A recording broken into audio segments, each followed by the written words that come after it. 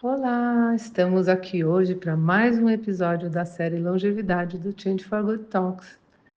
Eu sou Renata Brunetti, uma das idealizadoras desse talk, do perfil do Change for Good no Instagram e sou doutora em Psicologia Social pela PUC de São Paulo. Nesses talks, a gente traz pessoas que podem nos inspirar a mudar o mundo para melhor e que podem nos dar ótimas dicas de como que a gente pode colaborar para dar conta dos desafios e dos dilemas que a longevidade gera. Nesse episódio, eu e a nossa querida Marília Duque vamos conversar com Bruna Lima, mestre em antropologia sociocultural e head de inovação e impacto socioambiental na RD Saúde. Bruna é responsável pela gestão de um negócio social voltado à saúde integrativa, conectando propósito, estratégia e resultados mensuráveis. Bruna, Marília, bem-vindas. Que bom que vocês estão aqui. Marília, mais uma vez, assim, fazendo comigo esse papel, assim, de conseguir extrair o que for de mais interessante, de melhor do trabalho que a Bruna faz. Nós vamos agora aproveitar aqui e conhecer bastante o que você tem feito.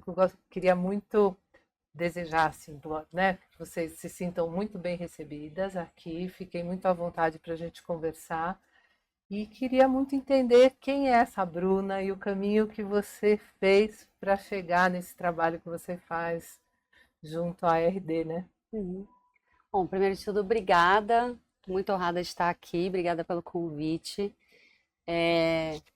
E acho que há um tempo atrás eu me fiz essa pergunta, né? Alguém me fez essa pergunta e eu tive que refletir sobre ela. E eu descobri que tudo começou quando eu tinha 12 anos de idade, que a minha mãe me levou para fazer voluntariado num abrigo, né? Numa casa-lar. E, essa generosidade, né? Esse carinho, esse acolhimento que é muito típico da minha mãe, foi algo que me marcou para o resto da minha vida. Já vou começar a chorar. Lá na primeira pergunta. Vamos todas. Foi algo que marcou para o resto da minha vida. E aí, acho que mais para frente, quando chegou no momento de fazer faculdade, decidir carreira, trabalho, que eu queria fazer, acho que eu tinha uma certeza muito grande que eu tinha muitas dúvidas, mas eu tinha uma certeza muito grande que eu queria trabalhar com algo que fosse positivo, que te ajudasse a transformar coisas positivas, coisas boas para a sociedade. Eu sempre brinco, falava que eu não conseguiria vender halls. Sabe, assim, trabalhar com algo de vender por vender, assim, o que isso acrescenta na vida da outra pessoa, né? O que isso acrescenta para mim, para você, para o outro. E aí eu fui descobrindo que eu tinha essa conexão com o propósito, assim, eu preciso acreditar no que eu faço, né? Preciso acreditar, aquilo para mim não é só um trabalho, para mim é uma forma de eu me conectar com causas que são importantes, né? Para mim e que eu acho que são importantes para a sociedade também. E aí foi indo, nesse processo já tem sido uma jornada de 20 anos, um pouco mais de 20 anos.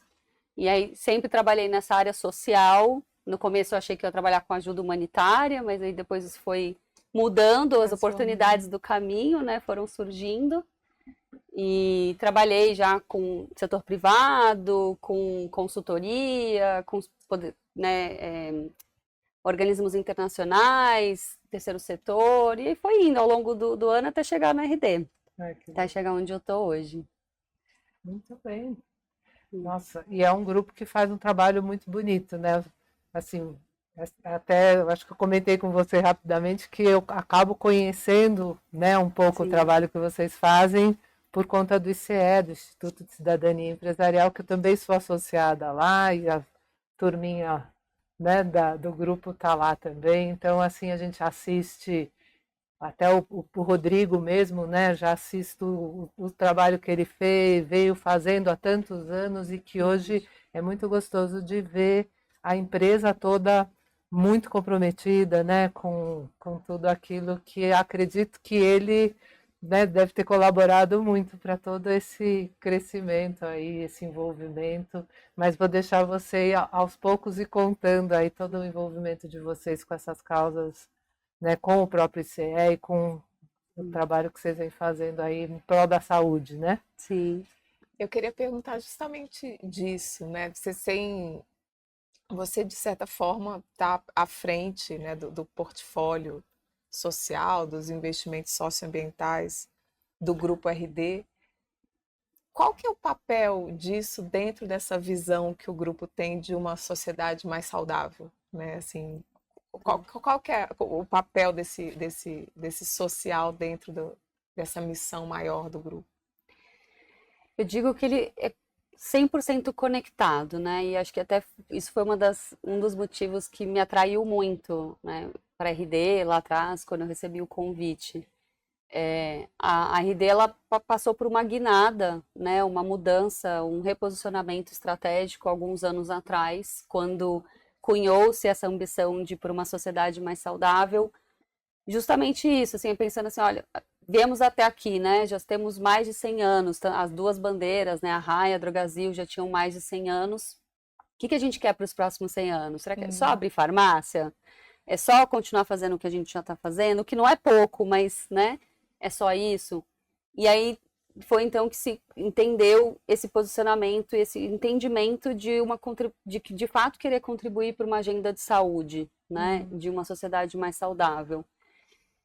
E a partir daí foi cunhada então a nova estratégia, e a estratégia, eu digo hoje que a estratégia da RD é uma estratégia de impacto. Porque isso reverbera desde o core business, né? Desde ali do olhar para qual que é o papel da farmácia numa atenção primária, como sendo ali mais um equipamento de saúde, de repensar a farmácia para além da dispensação do medicamento, mas também um local de cuidado, de educação, de orientação, de serviços farmacêuticos, do resgate do papel do farmacêutico de antigamente, do bairro, aquele farmacêutico que conhecia você pelo nome, que sabia da sua família, que te cuidava, te acompanhava. Então, eu digo assim, foi uma transformação da empresa como um todo. E junto com isso, veio também o olhar de como cuidar para além da farmácia, né? Então, hoje, quando a gente fala da estratégia da RD, a gente fala, né, para uma sociedade mais saudável, ela é pautada em 3 grandes pilares. O pilar de pessoas mais saudáveis, e aí quando a gente fala de pessoas mais saudáveis, a gente fala dos 3 principais públicos, né, que é o cliente, através de todo esse cuidado e toda essa visão de uma nova farmácia, de um novo farmacêutico. O funcionário, que a gente tem 70 mil funcionários hoje, é um município de médio porte espalhado pelo Brasil, então eu digo, tudo que acontece no Brasil acontece lá dentro, né? Então também todo um olhar e um cuidado com a saúde, com o desenvolvimento, né, desse funcionário. E a comunidade, então como que a gente também transpassa para além desse público, né, que está ali no nosso dia a dia, seja o funcionário, seja o cliente, mas para a sociedade como um todo, né, para outras comunidades, através do investimento social, né, da visão de impacto social também. O segundo pilar é o pilar de negócios mais saudáveis, que aí tem toda uma agenda de diversidade e inclusão, de desenvolvimento e capacitação profissional. Então, a gente tem uma universidade corporativa, que é uma coisa super interessante, né? A empresa realmente aposta e tem todo um programa de trilhar e desenvolvimento. A gente não contrata nenhum gerente de farmácia, todos são 100% formados dentro de casa, então tem um olhar, que vem muito das famílias, né, mas tem um olhar muito grande para esse DNA de cuidar de gente, desenvolver de gente, e entende-se isso como uma estratégia de negócio também. E você vai falar do terceiro ainda, né? Não, fala, depois eu vou te perguntar. E o terceiro pilar é o planeta mais saudável, né? Então também toda a agenda de clima, de resíduos, de impactos ambientais, que a gente também entende que sem um planeta saudável a gente não tem uma sociedade mais saudável. Então, assim, hoje a agenda de impacto social que eu toco, ela está dentro da estratégia do negócio. Ela faz parte da estratégia do negócio, ela não é uma estratégia separada. É como que a gente olha, principalmente para o pilar de pessoas, mas de forma transversal, para o impacto positivo em tudo que a gente faz, né? Do atendimento do farmacêutico lá na ponta até toda a agenda de investimento social também. Nossa, e vocês são quantas unidades hoje Hoje a gente já está em quase 3.500 farmácias e mais 18 centros de distribuições. E eu imagino que em alguns territórios a farmácia seja o grande ponto de apoio, né? Um potencial. O único apoio, né? Exato, exato. A gente também foi justamente entendendo esse papel da farmácia dentro da atenção primária, né? Uhum. Porque quando a gente fala em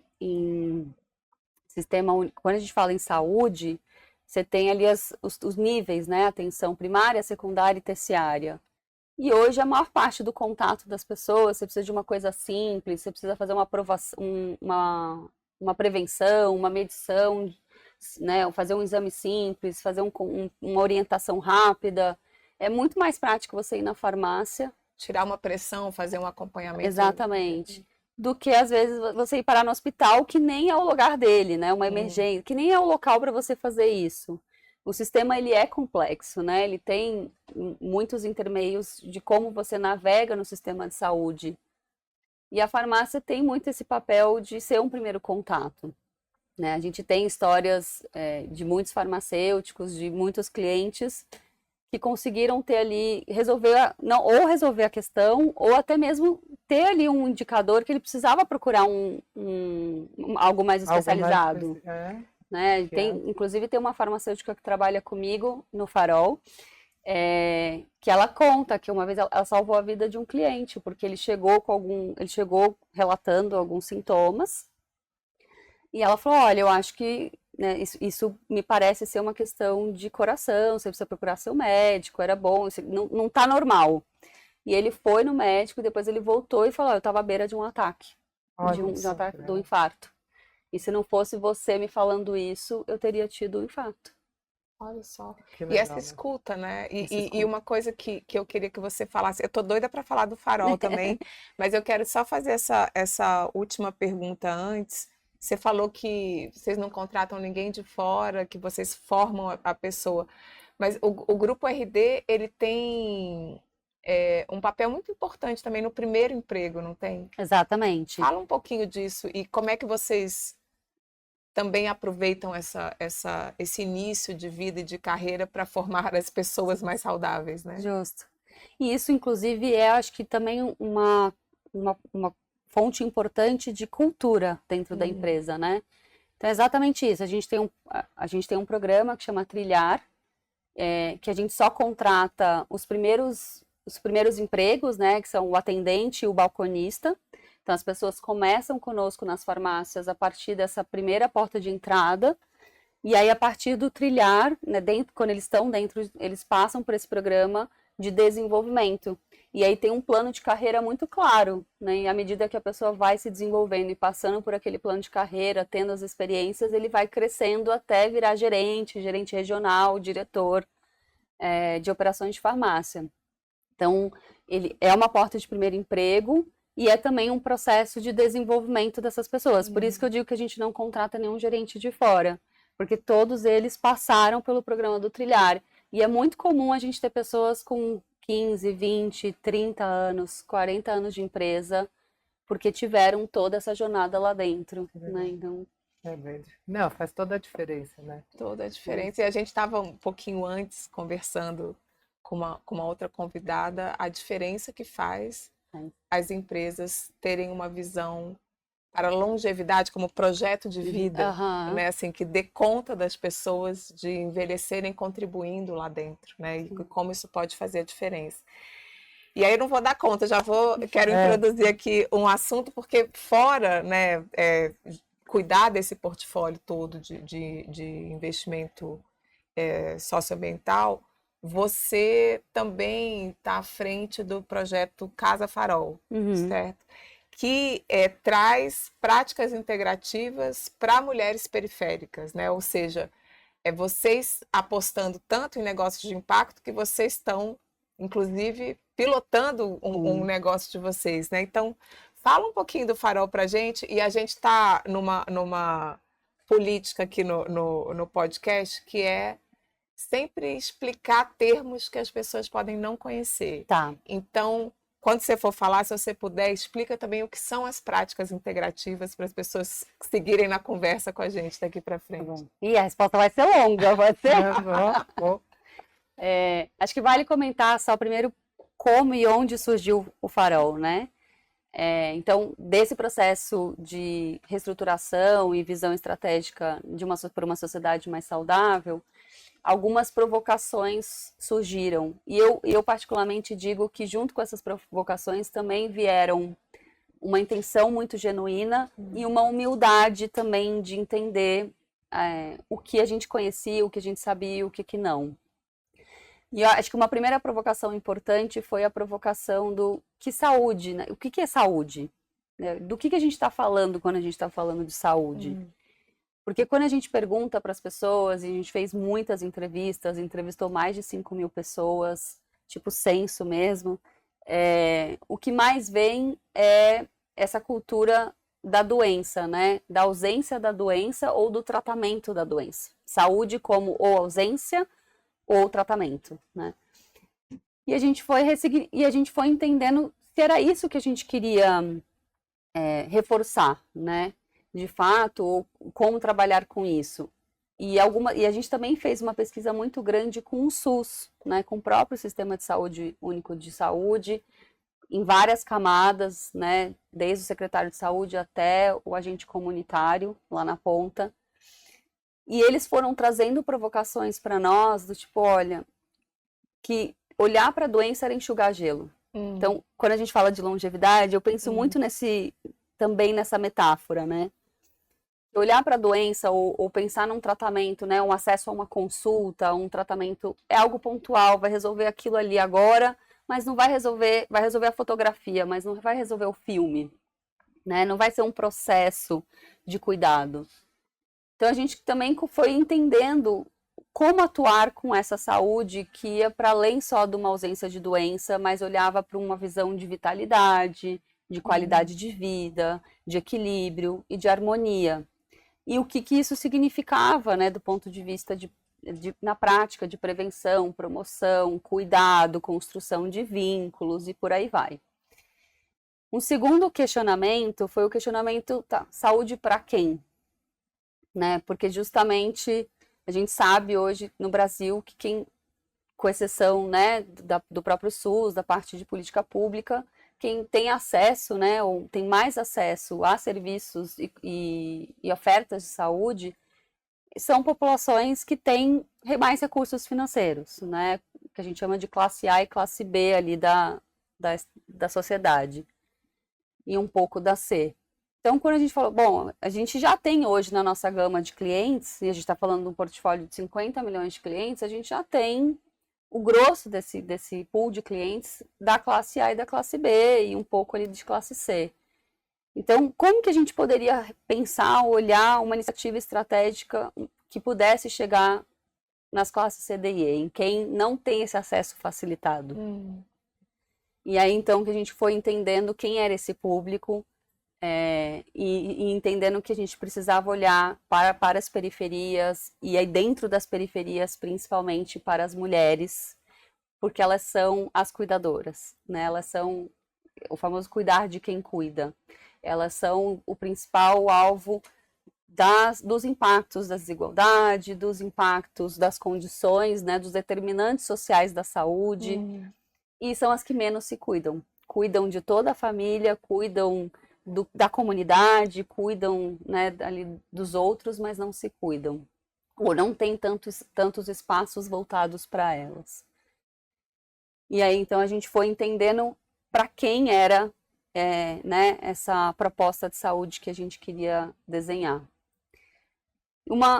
E uma terceira provocação foi, tá bom, mas como fazer isso? Como fazer isso a partir dessa perspectiva de entregar um cuidado mais longitudinal, né, de ter esse acolhimento, de ofertar esse processo de transformação de hábitos, porque prevenção de saúde é isso, né? É também falar de cultura, de conscientização, de mudança de hábitos, né? De ferramentas para que essas mulheres, para que essas pessoas, para que essas mulheres pudessem repensar questões das suas vidas e como transformar isso ou lidar melhor com isso.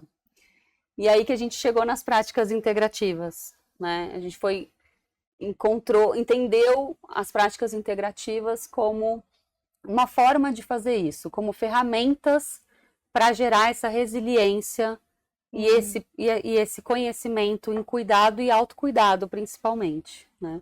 As práticas integrativas, elas, na verdade, elas são racionalidades, né, sobre saúde diferentes. Então, você tem a racionalidade, agora eu estou entrando no techniquez, você tem a racionalidade biomédica, né, que é essa visão do médico como o centro do cuidado e da visão de saúde, o detentor do conhecimento, e isso parte ali de uma consulta, um exame, e um medicamento, um tratamento, né, e esse olhar da especialização.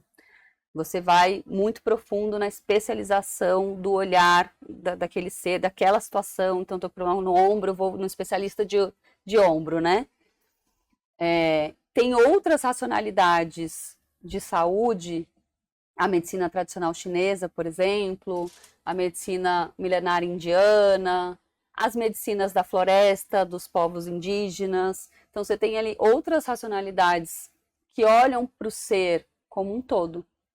Eles enxergam, entendem não só a saúde, né, mas o nosso bem-estar como corpo, mente e espírito, né, essa conexão entre o mental, o espiritual e o físico, e esse olhar para o todo. Às vezes o que está acontecendo com você aqui, uma dor de estômago, ele tem um cunho emocional, ele tem um cunho... É um nervoso, né? Gastrite nervosa, acho que muita gente ouviu falar disso, por exemplo. Então não adianta você só tratar o físico, não adianta você só tratar o sintoma. Você vai tomar um omeprazol, você vai tomar um remédio, né? Você vai tratar o sintoma, mas você não está tratando a causa. Você não está olhando para aquele sentimento, ou para aquela questão, ou para aquele hábito que está gerando aquela causa. E as práticas integrativas nascem, então, dessas racionalidades que olham para a causa e para você como um todo. E te dão ferramentas para lidar com isso, como meditação, respiração, yoga, outras formas de você lidar para além, né, para além da tradicional. E a gente cada vez mais vem avançando em conseguir complementar, né, ou integrar, por isso que elas são medicinas integrativas. Como que a gente consegue integrar esse conhecimento e essas ferramentas com a medicina tradicional alopática, né? Então, assim, não é que você vai deixar amanhã de tomar o remédio de colesterol que você precisa, você vai tomar. Mas se você consegue ter outras ferramentas que te ajudem a trabalhar algumas dessas causas, isso vai te fazer melhor também. E, eventualmente, você pode até poder deixar de tomar o remédio porque você deixou de ter o problema. Né? Então é esse olhar da observação e do conhecimento do corpo e de entender o que está causando aquilo e não só tratar o sintoma do que você já está sentindo. E o que tem tudo a ver com o que você estava explicando antes da mudança de visão do que é uma sociedade mais saudável, que não é focar na doença, mas é focar em saúde, né? Em bem-estar, em qualidade de vida. E que conecta bastante com a longevidade, porque você está falando de viver mais, viver melhor. E como que é esse viver melhor? Que ferramentas que a gente tem para viver melhor, né? Como chegar nesses anos a mais com essa vitalidade, né? E acho que tem outras formas de olhar para isso e as medicinas tradicionais trazem muito esse olhar. Você está falando e eu fico imaginando assim, minha família é de médico. Né? Meu avô era médico, meu pai era médico, meus irmãos são médicos, então a alopatia fazia parte ali da casa.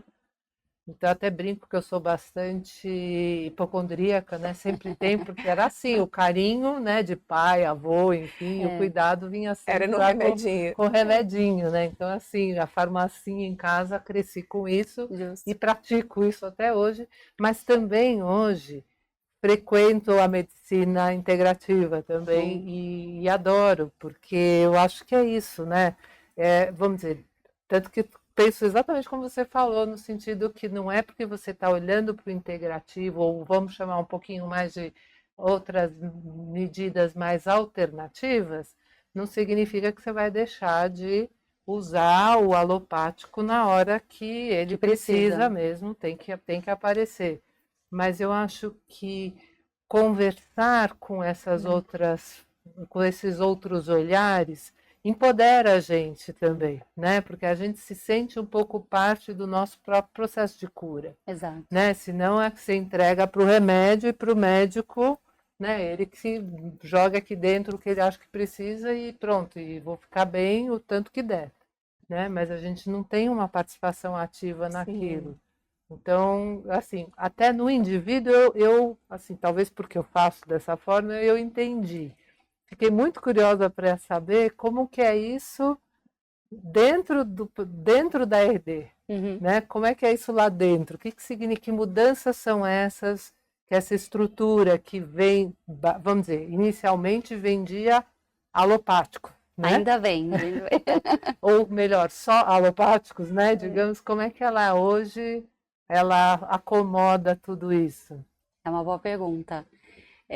Mas é exatamente, acho que você pegou em 2 pontos importantes, né? Um deles é essa questão, gerar autonomia.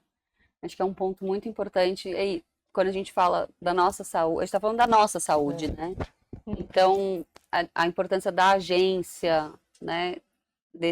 Dessa pessoa, né? Seja ela um cliente, seja ela um usuário. A importância dele ter conhecimento, da gente poder se observar e entender o nosso corpo, entender o que está acontecendo e ter ferramentas. Por isso que eu digo que para mim é muito essa visão de ferramentas. Né? Ter ferramentas para lidar com isso e não terceirizar isso na mão do outro. O especialista, né, seja ele um médico, seja ele um farmacêutico, seja ele um outro profissional de saúde, ele está ali para te ajudar, te guiar, mas ele não pode ser proprietário da sua saúde, do conhecimento sobre a sua saúde. E nossa, aí isso é muito importante. Isso né? É muito importante. E aí entra numa discussão muito profunda, né? Inclusive na discussão toda tem o Open Finance, agora tem o Open Health, de dados, quem é dono do próprio dado da saúde, mas aí vai por outro caminho, eu não vou te responder essa pergunta. Mas então é muito essa crença, esse olhar, esse entendimento que a gente está ali como um especialista, alguém que pode ajudar, orientar, educar, orientar, fazer um acolhimento, fazer um primeiro atendimento, mas que a gente não vai estar ali na jornada inteira da pessoa, né? E que essa pessoa tem direito a encontrar e ter essas outras ferramentas e poder contar conosco, mas também ter a visão do todo da sua jornada. E isso conecta 100% com a visão da RD. Né? A RD também tem se desenvolvido para entender isso, que a gente é esse ponto seja a farmácia, seja o farmacêutico, seja o farol, nós somos esse ponto de cuidado que você pode contar conosco, né? Mas que a sua jornada de saúde ela é feita numa grande rede. Tem hora que você vai precisar do médico, tem hora que você vai precisar do hospital, tem hora que você vai precisar da farmácia, né? E que tudo isso compõe, né, uma visão integrada de saúde. Mas, de fato, o Farol tem sido, visto, é encarado como um grande laboratório de inovação, né? É um grande exemplo de repensar, exatamente como eu estava comentando antes, a gente começou nesse processo de repensar qual saúde para quem, como fazer isso de uma forma que, de fato, faria sentido. Depois de muitas conversas, investigações, né, com o próprio público-alvo, com o SUS, a gente foi entendendo que não necessariamente era do jeito que a gente queria ofertar, mas era uma outra forma. E a gente precisava ouvir o cliente, se adaptar e encontrar novos caminhos. Então, assim, a intenção era a mesma, o objetivo era o mesmo, né? Aonde a gente queria chegar o mesmo, mas o como foi mudando. Que legal. E eu queria te fazer uma pergunta, porque vocês não foram fazer isso, você fala, né, para quem? Vocês não foram fazer isso para qualquer público, nem em qualquer lugar. Vocês foram escolher as mulheres, que como você, né, já bem trouxe, são as cuidadoras, são as mais sobrecarregadas, assim, sim, vamos dizer. Mas vocês também escolheram fazer isso num território periférico, aprendendo com a população desse território, né? E quando você fala de agência, eu queria te perguntar, a gente está falando das práticas integrativas, mas e dá a oportunidade de você decidir sobre a sua saúde, mas isso, sem dúvida, primeiro é uma questão de autoestima, de você reconhecer que você existe, que você tem direito Sim. a poder decidir sobre si e encontrar as oportunidades e a informação.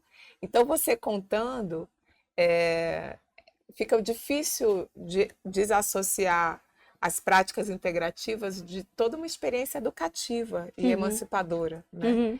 E com as mulheres, com mulheres periféricas. E eu queria que você trouxesse, né? Porque você já falou, né? Já falei o technique, não sei o quê. Vamos aterrar, assim. Conta pra gente uma história de uma mulher que tenha passado pela essa experiência do farol. O que isso transforma na vida das mulheres? Nossa, você abordou tantos pontos. Mas eu tenho plena convicção de que o farol ele é um processo de mudança cultural. Ele não é só um serviço de saúde. E é exatamente isso, né? De fato, assim, a gente tem depoimentos de muitas mulheres falando, eu nunca fui tocada. Tocada, ninguém nunca tocou em mim. Eu não sabia que eu podia me cuidar, eu não sabia que isso era para mim, que eu merecia isso. São depoimentos arrepiantes. Não, agora eu que vou chorar, porque eu já estou assim tão tocada nessas últimas semanas, né, com tudo que a gente tem ouvido, que agora eu vou me segurar aqui. Se chorar, eu choro junto. E de fato, assim, tanto que o farol, ele tem no cerne da sua metodologia, né, do seu formato, não só um processo educativo, e de acolhimento também, a gente fala muito isso. O farol, ele é mais do que um serviço de saúde, ele é uma jornada de acolhimento e construção de vínculo, porque precisa desse processo, precisa desse caminho, né? E precisa desse olhar para essa mulher, para além só dela ir ali fazer uma prática.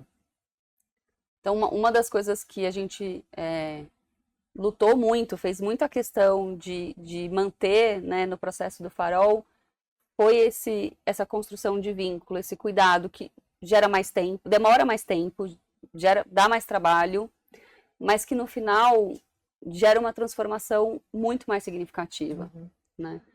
Então, tem muitas histórias, estou pensando aqui qual selecionar, mas assim, tem muitas histórias, mas teve uma história recentemente de uma mulher, diretora de escola, que ela tinha se mudado recentemente para o território, estava passando por algumas questões pessoais e profissionais, né, em casa e no trabalho, e ela estava deprimida, né, com bastante sofrimento mental, e ela descobriu o farol, uma outra pessoa indicou para ela passou pela jornada conosco, voltou para um segundo ciclo, fez uma segunda jornada. Hoje ela completou a jornada, continua ali próxima, mas já não mais no processo mais intensivo. E ela deu um depoimento esses dias tão potente do quanto que o farol para ela não foi só um local que ela se sentiu cuidada e acolhida, que já seria incrível, mas foi um local que onde ela aprendeu a como lidar melhor com os desafios da vida. E que hoje, quando a vida fica difícil, quando as coisas acontecem, ela lembra de tudo que ela aprendeu e ela coloca em prática e ela consegue lidar melhor com aquilo. E ela saiu da depressão assim. Que legal. Nossa, que lindo. Vou chorar também. Entre muitas outras, né? Então, mas essa eu achei bem impactante também por ela ser uma diretora de escola, né? A gente sabe o quanto que ela é uma multiplicadora também, Exato. né? O quanto que ela vai passar isso para frente no círculo dela. E ela traz com muita lucidez e muita clareza de que foi um ensinamento para a vida dela, não foi só um processo pontual de que ela foi lá, fez uma yoga, uma meditação, mas que ela saiu mais fortalecida e se conhecendo melhor. Teve um outro caso de uma outra mulher que ela sofria violência do filho e ao passar pela jornada de cuidado com o Farol, ela descobriu que ela não merecia aquilo. E aí ela pediu para a gente conversar com o filho dela e explicar para ele quais eram os impactos que aquilo estava acontecendo com a mãe dele. E a gente ajudou a fazer essa conversa entre eles e depois daquilo ele procurou tratamento. E ela falou que ela nunca conseguiria ter essa capacidade de enxergar e se posicionar frente ao filho se não fosse o apoio que a gente deu. Que incrível. Então, assim, entre muitas outras, né? Então, quer dizer, o Farol, ele é justamente, vamos dizer, é a resposta daquela pergunta que eu te fiz, né, de como é que uma empresa, né, de medicamentos, ela de fato atende dessa forma mais aberta e integrativa, como você tinha colocado, né? É via o Farol, que é esse canal que está abrindo, Sim. que é incrível. Incrível. E acho Porque que isso é, nossa, isso é muito necessário, né? E acho que um ponto adicional é que a gente, uma transformação, uma revolução que a gente tem feito, né, para dentro da empresa, é a gente ter farmacêuticos no Farol. Então a gente tirou o farmacêutico do balcão, eu digo que a gente radicalizou a vida dele, né? A gente tem 2 farmacêuticas integrativas no Farol. E a gente está ressignificando as possibilidades do papel e do olhar desse farmacêutico a partir dessa visão ampliada de cuidado. Exato. Né? Não, porque às vezes é isso, é um toque, é o que vai fazer a diferença, né? E elas fazem orientação medicamentosa, elas fazem orientação também, né? Elas fazem ela faz a orientação alopática, mas ela olha para esse além e ela conecta as duas coisas, né? Então tem também esse olhar de como que a gente usa uma grande fortaleza, uma grande potência do negócio, que é esse cuidado farmacêutico, mas amplia ele para outros horizontes e outras possibilidades. Não, e é um processo de humanização gigantesco, Nossa, né? Gigantesco.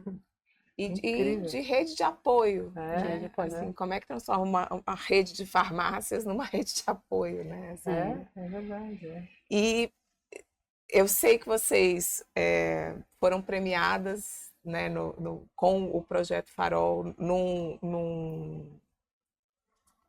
numa instância internacional de práticas integrativas. Fiquei sabendo também que teve uma outra premiação agora. Conta pra gente um pouco, assim, o que vocês aprenderam que vocês já falam, olha, isso aqui está pronto para jogo, isso aqui funciona, isso aqui é um modelo que a gente foi inovador, mas que está validado. Tem alguma coisa que vocês estejam pensando em formato, isso aqui é aberto, a gente está aberto para colaborações, a gente quer escalar. Como é que vocês celebram esse reconhecimento, essas premiações? O que vem a partir delas? Não, tá. Acho que assim, primeiro assim, acho que tem sido muito gratificante, né, receber essas premiações, porque para nós, acho que para além da premiação em si, para nós é um reconhecimento de que a gente está no caminho certo, né? E é um reconhecimento também, acho que é isso. Lá atrás nós fizemos muitas apostas, né? Como eu comentei para vocês, fazer todo esse processo de fazer um cuidado articulado, em teia, com múltiplos atores, esse processo de uma jornada, né, de cuidado mais ampla, mais longitudinal. Tem ônus e bônus, né? Como eu falei, demora mais, demanda mais do profissional, às vezes não traz um resultado a curto prazo, traz um resultado mais a médio e longo prazo. Então, acho que lá atrás, eu lembro que a gente tinha muitas dúvidas e a gente fez muitas apostas, né? Será que vai fazer isso? É isso, acreditando, do tipo, acho que esse é o caminho, de tudo que a gente está ouvindo, de tudo que a gente pesquisou, a gente acredita que esse é o caminho, mas a certeza ainda estava pela frente, né? Então, acho que poder ter esse reconhecimento de que as apostas que a gente fez lá atrás, que a gente defendeu, falar, não, é diferente, sai estranho. É estranho, não é 100% certo se vai dar certo, né? Valeu a pena. Então, assim, quem olha de fora pensa, ai, que lindo, mas a jornada de inovação, ela tem muitos altos e baixos, né? Ela é cheia de incertezas, de dúvidas, de questionamentos. Então, para nós tem sido muito gratificante poder enxergar que, mesmo com pouco tempo, porque o Farol tem 2 anos de operação mesmo, ele tem mais tempo de desenho e sonho, mas ele tem 2 anos de operação. Em tão pouco tempo, a gente ter algo tão maduro e tão concreto a ponto disso já estar sendo reconhecido, né? De ter ali resultados importantes. Então, em linhas gerais. Então, acho que o reconhecimento vem muito nessa linha de ufa, não sou tão louca assim. Faz sentido. Não, e faz sentido tanto no âmbito internacional, porque um dos prêmios foi no Congresso Mundial, quanto aqui, né? Exato. E foram prêmios muito. A gente teve 3 reconhecimentos. Um reconhecimento do SUS. Então, a gente recebeu também uma carta de reconhecimento das contribuições do Farol para uma frente do SUS, que é o Programa de Ambientes Verdes e Saudáveis. A gente recebeu esse prêmio do Congresso Mundial de Saúde Integrativa como uma iniciativa. A gente levou, né, 10 casos do Farol científicos, com dados, com indicadores. E a gente recebeu o prêmio de iniciativa com maior impacto social do Congresso. E ontem a gente recebeu o prêmio Eco Danshan, que é um prêmio muito empresarial, né? É um prêmio super empresarial de boas práticas de sustentabilidade de grandes empresas. Então também foram naturezas muito diferentes de reconhecimento. Mas todas importantíssimas, né? Que também é super importante e mostra essa gama, né? Exato, que diferentes olhares estão, né? Exato. Estão percebendo a qualidade de tudo isso que está sendo feito, que é bem legal. Exato. E aí entra a tua pergunta, assim, né? O que a gente, acho que de aprendizados, acho que 2 pontos que eu destacaria. Um é, que eu já até falei um pouco bastante dele, né? Assim, um é esse cuidado relacional e nessa construção de vínculo, a importância dessa construção de vínculo e dessa visão de um processo dentro do cuidado, né? O quanto que isso é significativo e faz um resultado muito mais impactante no final, muito mais transformador no final. E o segundo é essa visão da teia, né, das parcerias. Então, assim, muitos assuntos mas saúde é muito complexo e é sistêmico, né? Então, essa visão do cuidado, ela é sistêmica. E não fazer isso sozinho, e fazer isso de uma forma que a gente se coloca como mais um ator ali dentro, conectado com essa grande teia, né? O SUS, as organizações de base, as organizações sociais que estão ali no território, as lideranças comunitárias, e como que a gente se fortalece, se conecta e se fortalece. O Farol também foi assumindo naturalmente um papel de articulador e orquestrador desse ecossistema de saúde local. E isso tem sido muito poderoso, porque isso tem gerado não só os reconhecimentos, mas inovação, né? Inovação para o próprio SUS, inovação para o território, trocas de saberes, conexões, pontes que antes não aconteciam. Muito bom. E isso, para mim, é inovação radical na veia. Nossa, maravilhoso. Maravilhoso. Né? Com um modelo mental extremamente promissor. Né? Assim, que é esse da colaboração mesmo, né? E é interessante como às vezes falta o orquestrador, né? Uma vez que entra alguém com essa habilidade e com essa disposição de trazer as diferentes perspectivas e mesmo jeito que teve a conciliação, né, a mediação da mãe com o filho, de fazer uma mediação ali de diferentes experiências, né? Porque cada um aporta uma coisa diferente. Sim. Isso é genial, né? Isso é genial. Maravilha. Olha, dá vontade de ficar mais, mas a gente realmente está chegando no nosso limite aí de horário, porque é muito interessante. Olha, fiquei encantada de ver, assim, a gente já, vamos dizer, eu já imaginava quanta coisa estava sendo feita e um caminho assim bastante de que dá muita esperança, né? Que eu acho que é isso. Na frente da saúde é isso, né? Maravilhoso ver o que está sendo feito e que isso influencia em outras frentes também, né? Porque acho que esse modelo de construção é que faz sentido, né? Sim. E que todas as frentes se inspirem aí no quanto isso é possível, né? Maravilhoso. Super obrigada por ter vindo, viu? Conversar com a Obrigada gente demais. aqui, trazer. Eu que agradeço, imagina. Muito bom, assim, e muito bom pensar nessa inovação para as mulheres, assim, muito, muito precioso, assim, muito, muito bom.